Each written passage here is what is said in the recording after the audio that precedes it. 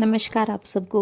स्वागत है आप सबका फिर से अपने YouTube चैनल कहानी निकिता की ज़ुबानी में।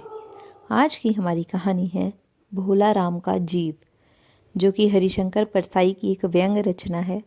इससे पहले अगर आपने अभी तक चैनल कहानी निकिता की ज़ुबानी को सब्सक्राइब नहीं किया है तो सब्सक्राइब ज़रूर कर लें, साथ ही बेल आइकन को भी प्रेस कर लें, जिससे आपको आने वाली वीडियो की नोटिफिकेशन मिलती रहे।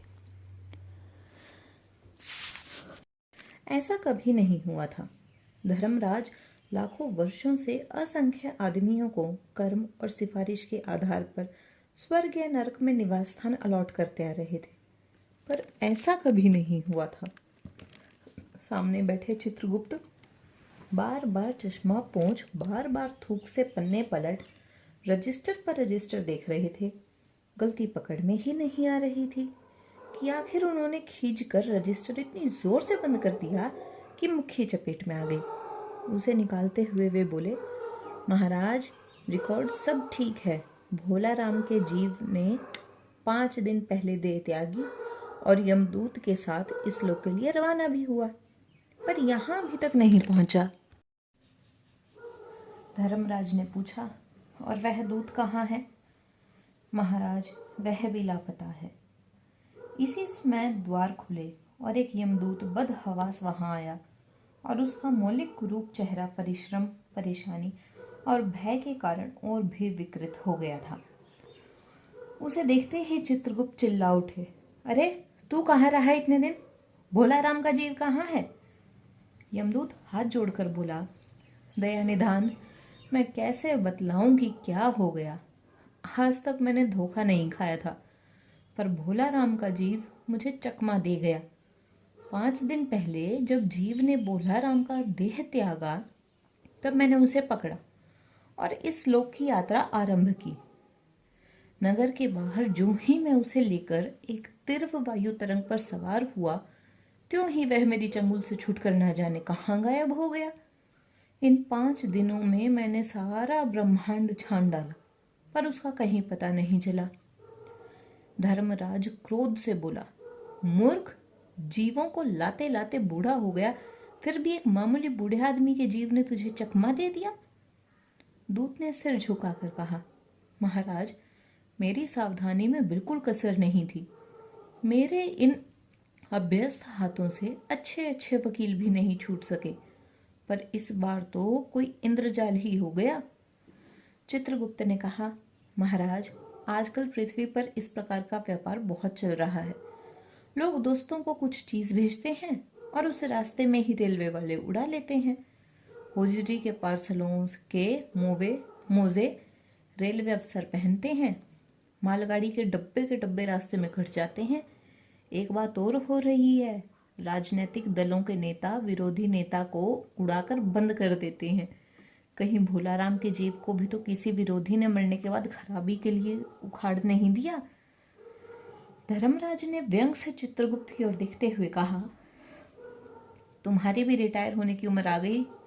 भला भोला राम जैसे नगण्य दीन आदमी को किसी को क्या लेना देना। इसी समय कहीं से घूमते घुमाते नारद मुनि आ गए। धर्मराज को गुमसुम बैठा देख बोले, क्यों धर्मराज, कैसे चिंतित बैठे हैं? क्या नरक में निवास स्थान की समस्या अभी हल नहीं हुई? धर्मराज ने कहा, वह समस्या तो कब की हल हो गई। नरक में पिछले सालों में बड़े गुणी कारीगर आ गए हैं। कई इमारतों के ठेकेदार हैं जिन्होंने पूरे पैसे लेकर रद्दी इमारतें बनाई। बड़े बड़े इंजीनियर भी आ गए हैं जिन्होंने ठेकेदारों से मिलकर पंचवर्षीय योजनाओं का पैसा खाया। ओवरसीयर हैं जिन्होंने उन मजदूरों की हाजिरी भरकर पैसा हड़पा जो कभी काम पर ही नहीं आए। इन्होंने बहुत जल्दी नरक में कई इमारतें तान दी हैं। वह समस्या तो हल हो गई, पर एक बड़ी विकट उलझन आ गई है। भोला राम नाम के एक आदमी की 5 दिन पहले मृत्यु हुई। उसके जीव को यह दूत यहाँ ला रहा था कि जीव इसे रास्ते में चकमा देकर भाग गया। इसने सारा ब्रह्मांड छान डाला, पर वह कहीं नहीं मिला। अगर ऐसा होने लगा तो पाप पुण्य का भेद ही मिट जाएगा। नारद ने पूछा, उस पर इनकम टैक्स तो बकाया नहीं था? हो सकता है उन लोगों ने रोक लिया हो। चित्रगुप्त ने कहा, इनकम होती तो टैक्स होता, भूखमरा था। नारद बोले, बड़ा मामला दिलचस्प है। अच्छा, मुझे उसका नाम पता बताओ, मैं पृथ्वी पर जाता हूँ। चित्रगुप्त ने रजिस्टर देखकर बताया, भोलाराम नाम था उसका। जबलपुर शहर में धमापुर मोहल्ले में नाले के किनारे एक 1.5 कमरे टूटे फूटे मकान में वह परिवार समेत रहता था। उसकी एक स्त्री थी, 2 लड़के और एक लड़की। उम्र लगभग 60 साल। सरकारी नौकर था, 5 साल पहले रिटायर हो गया था। मकान का किराया उसने 1 साल से नहीं दिया, इसलिए मकान मालिक उसे निकालना चाहता था। इतने में भोलाराम ने संसार ही छोड़ दिया। आज 5वां दिन है। बहुत संभव है कि अगर मकान मालिक वास्तविक मकान मालिक है तो उसने भोलाराम के मरते ही उसके परिवार को निकाल दिया होगा। इसलिए आपको परिवार की तलाश में काफी घूमना पड़ेगा। माँ बेटी के सम्मिलित क्रंदन से ही नारद भोलाराम का मकान पहचान गए। द्वार पर जाकर उन्होंने आवाज लगाई, नारायण नारायण। लड़की ने देखकर कहा, आगे जाओ महाराज। नारद बोले, मुझे भिक्षा नहीं चाहिए, मुझे भोलाराम के बारे में कुछ पूछताछ करनी है। अपनी माँ को जरा बाहर भेजो बेटी। भोलाराम की पत्नी बाहर आई। नारद ने कहा, माता, भोलाराम को क्या बीमारी थी? क्या बताऊं, गरीबी की बीमारी थी। 5 साल हो गए पेंशन पर बैठे, पर पेंशन अभी तक नहीं मिली। हर 10-15 दिन में एक दरखास्त देते थे, पर वहां से या तो जवाब आता ही नहीं था, और आता तो यह कि तुम्हारी पेंशन के मामले में विचार हो रहा है। इन 5 सालों में सब गहने बेचकर हम लोग खा गए, फिर बर्तन बिके, अब कुछ नहीं बचा था। चिंता में घुलते घुलते और भूखे मरते मरते उन्होंने दम तोड़ दिया। नारद ने कहा, क्या करोगी माँ, उनकी इतनी ही उम्र थी। ऐसा मत कहो महाराज, उम्र तो बहुत थी। 50-60 रुपया महीना पेंशन मिलती तो कुछ और काम कहीं करके गुजारा हो जाता, पर क्या करें, 5 साल नौकरी से बैठे हो गए और अभी तक एक कौड़ी नहीं मिली। दुख की कथा सुनने की फुर्सत नारद को कहाँ थी। वे अपने मुद्दे पर आए। माँ, यह बताओ कि यहाँ किसी से उनका विशेष प्रेम था जिसमें उनका जी लगा हो? पत्नी बोली, लगाव तो महाराज बाल बच्चों से ही होता है। नहीं, परिवार के बाहर भी हो सकता है, मेरा मतलब किसी स्त्री। स्त्री ने घुर्रा कर नारद की ओर देखा और बोली, अब कुछ मत बको महाराज, तुम साधु हो, उचक्के नहीं हो। जिंदगी भर उन्होंने किसी दूसरी स्त्री को आंख उठाकर नहीं देखा। नारद हंसकर बोले, हाँ, तुम्हारा यह सोचना ठीक ही है, यही हर अच्छी गृहस्थी का आधार है। अच्छा माता, मैं चला।